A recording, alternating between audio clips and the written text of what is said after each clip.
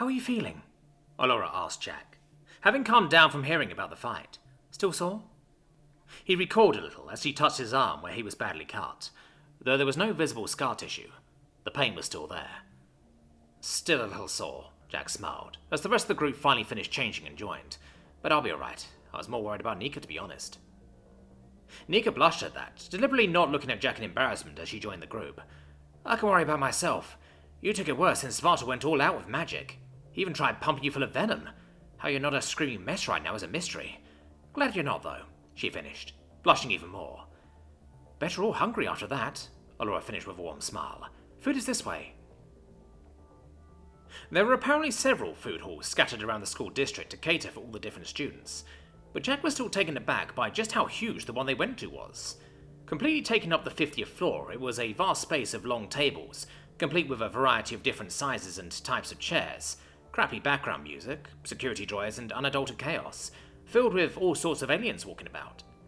Chatting in small groups and waiting patiently in different queues to order lunch, monitored strictly by prefects with long-barreled guns of some kind.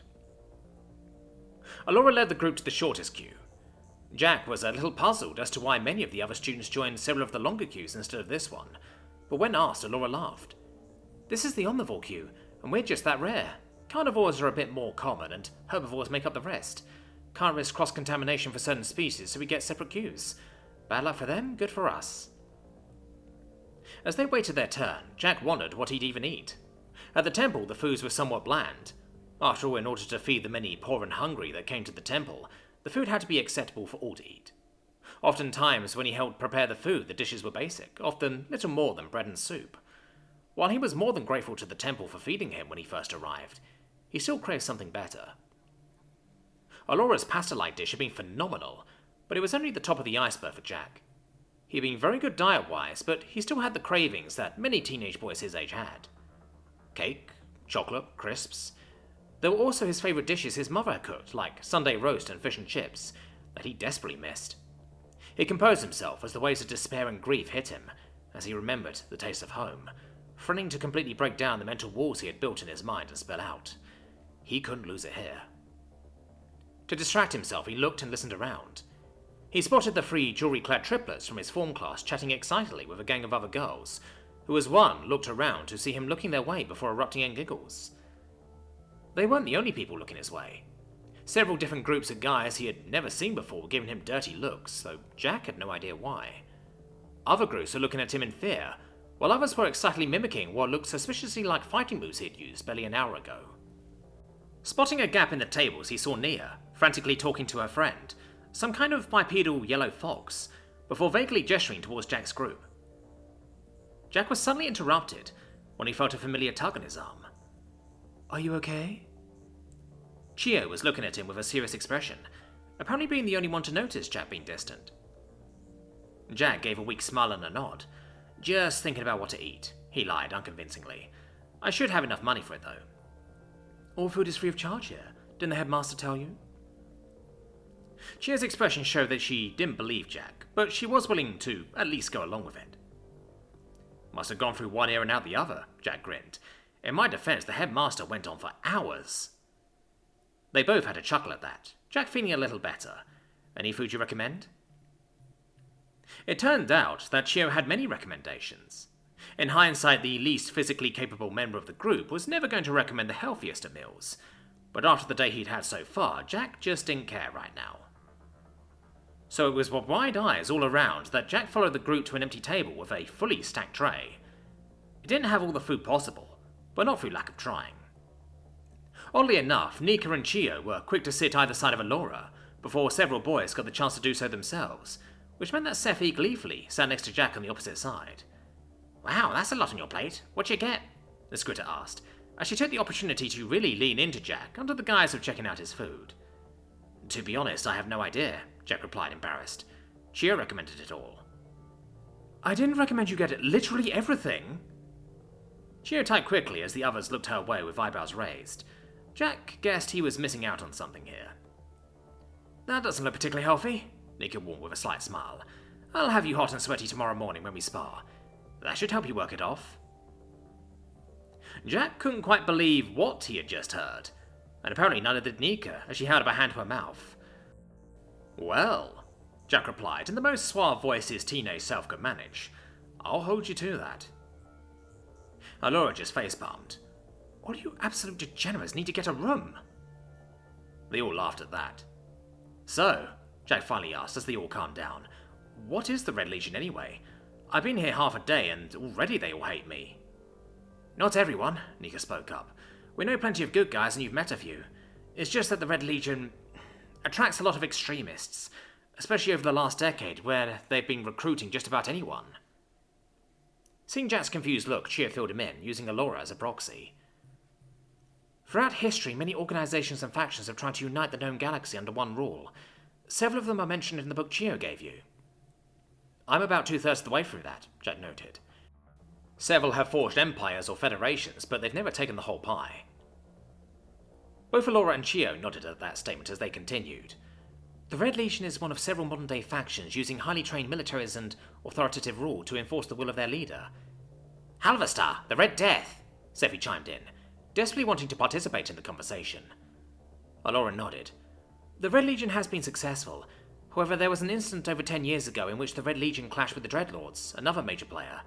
Though the Red Legion was victorious, there are rumors that Halverstar lost one of his sons in a very bad way during the conflict, and that ordeal changed him." "Wasn't it the Val fleet that got him?" Sephi asked. "I think—" "There you are!" a cheerful voice called out before she could say any more. "I've been looking for you everywhere." All heads within a 50-meter radius turned at the loud outburst. "Jack, how was your first day at school?" He was suddenly a bit squished as Luvia plonked her tray of meat on the table and sat down, practically rubbing up next to him. "I heard you fought some Legion aspirants earlier. That sounds very brave," she purred seductively, her eyes gazing into his as she put an arm around Jack, pulling him into her possessively.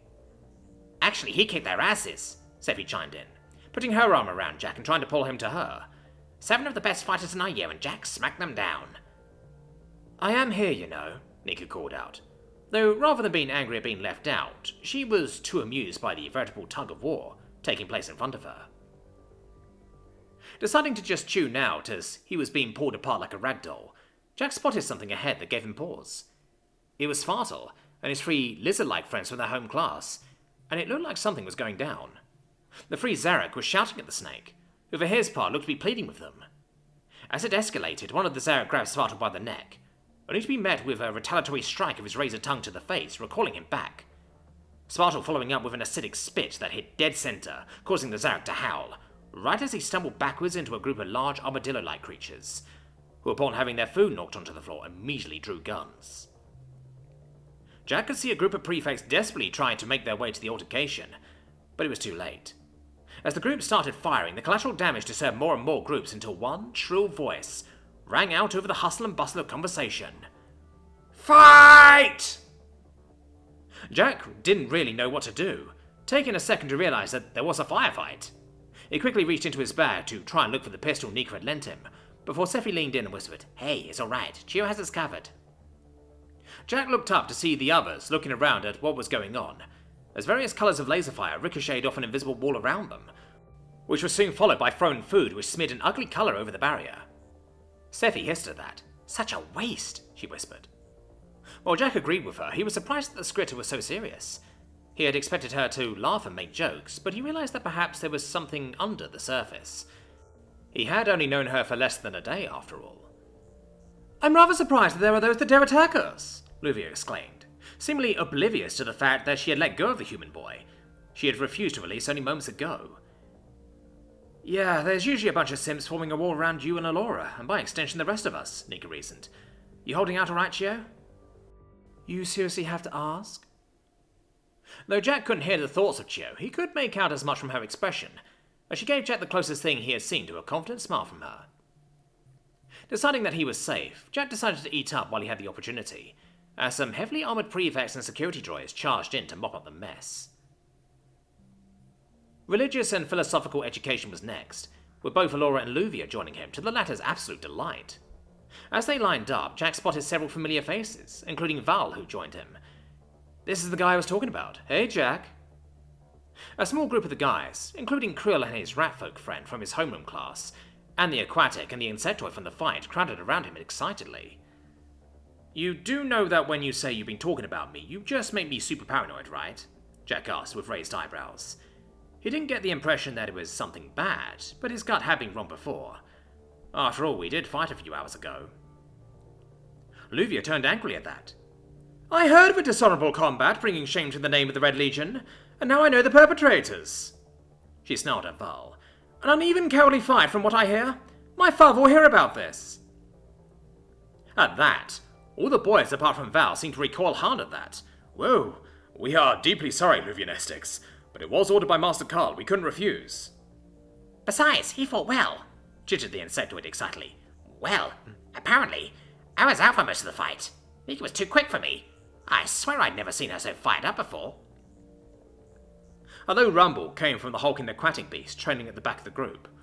I can confirm this creature is indeed mighty. My place shall ache from his blows, and his strength outmatched mine. He was able to dislocate my mandible and severely reduce my effectiveness. What kind of creature are you?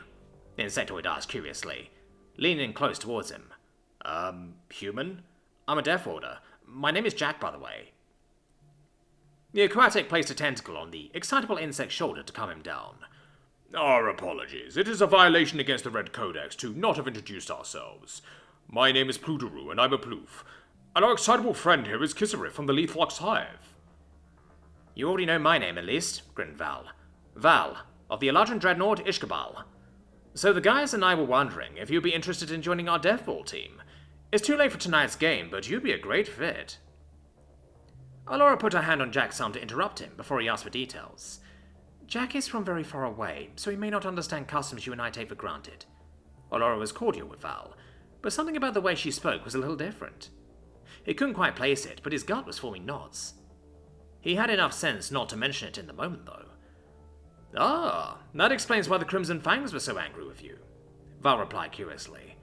Oh, the name the other four call their group, he added to a very confused-looking Jack.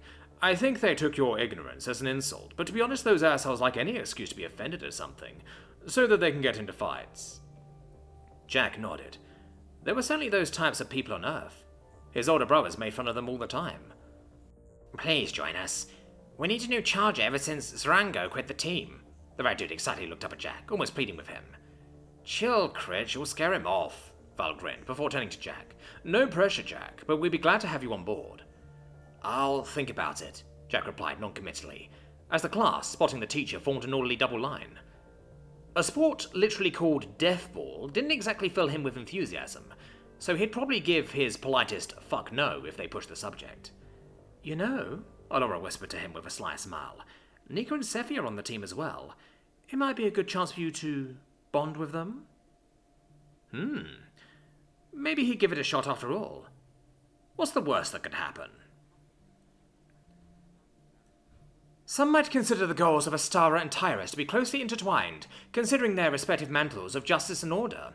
And while the followers of these two gods may ally and cooperate, Tyrus teaches his followers to follow the letter of the law and establish his law where there is lawlessness, whereas Astara encourages her followers to work for the greater good above law. It is this crucial difference that separates the churches, in addition to their other mantles, of course. The lecture was being hosted by Sister Jirta, a priestess of Cyrus, the god of purity, who Jack had never seen at the Temple of Hope, as Cyrus was not worshipped there. She seemed passionate about the subject of the founding gods, though most of the praise was to her own deity. The lecture room they were in was circular, with the teacher speaking in the center and utilizing holograms to show religious symbolism, or artwork of events. Around the perimeter were comfortable sofa-like benches and desks that could be adjusted for height, and Jack was glad to let his body relax and allow the aches and pains from earlier to start subsiding. He tried his best to take notes and follow along. The topic of the school's founding gods was very interesting. However, he was getting rather distracted. Eyes all across the room were not so subtly staring at him when they thought he couldn't see, as he tried to note down the profiles and traits of the gods, even using D&D alignments to translate it into terms he could understand. Several of the guys hanging around Val looked to be measuring the human up, though Jack was a little put off at the intensity. Other groups of guys were looking at him in trepidation, as if he would do something crazy at any moment. The jewelry-clad girls from his form class sat opposite, and were brazenly adjusting themselves in their uniforms, leaning forward seductively to expose their cleavages, or repeatedly crossing or uncrossing their legs. One was even slowly sucking on the end of her pen. A group of brightly feathered aliens he assumed were girls were suddenly whispering to each other as they stared, making some interesting hand gestures, and two gecko-like beings to the right were changing colours rapidly, one putting their arm around the other that was shaking and making strange expressions. He heard Luvia give a low growl to his right, sharpening her claws on the table as she stared back at the offending parties, no longer even bothering to accidentally bump or touch him as she adjusted her seat or wrote notes, and instead seemed ready to defend her territory with a vengeance. The idea to create an institution of learning was originally conceived by Emira, the god of magic and knowledge, and while her priesthood laid the initial foundations, it was only by working with the others that this would become the greatest institution in the galaxy. Cyrus, god of purity in his great wisdom, commanded his builders and purifiers to cleanse, consecrate, and build the great structures which stand to this day. Astara brought together the first faculty that wished to selflessly teach knowledge to the young, and those that would protect them. Tyrus established the rules, and those that would enforce them. Nekton, in an uncharacteristic display, also ordered his followers to share their vast collection of information and secrets to teach. Jet tried his best to focus on the words, but found it hard to as his classmates got bolder to try and get him to notice them. He had usually hated being the centre of attention in a group, preferring to simply observe from the side, but his brothers and cousins had helped him come out of his shell. But they weren't here now when he needed them. As many of us know, the worship of Tyrus and Cyrus in some form is widespread by the population. Astara less so, as though the actions of her followers are often widely felt, too often do worshippers fall in their duty. Jack shifted in his seat, as he felt the natural bodily reaction to attractive girls his age looking his way arise. He managed to hide it up until this point, but it had gotten to the stage that he really didn't want to have to stand up right now. He felt Luvia shift to the side, sniffing slightly in the air near him before brushing his leg with hers. He really hoped that was a coincidence. Emira, of course, shares several of her mantles with other gods, so her position is more vulnerable to rivals. It was a wise decision to found the school and ensure her name is still spoken and revered. Alora was sat next to Jack, making the odd note, but judging by her religious background, she likely knew most of this stuff already. She wrote something down on a separate page and slid a message over to him. Someone's popular today. She ended with what looked like an unusual smiley face. As Jack could feel the warm air from Luvia's snout, he decided the distraction would be good to calm his excitement. I have no idea what I'm doing, he wrote back, trying his best to draw a dog with glasses typing on the keyboard. He hoped the meme would translate enough. Well, you certainly can't draw.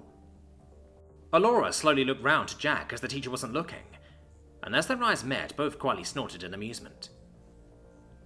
Public worship of Nekton seems to have died out, and it is generally unknown what caused this to occur.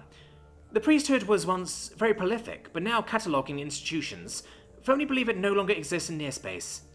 It is commonly speculated that Nekton is in fact dead, though what or who is responsible for the death of a god is unknown.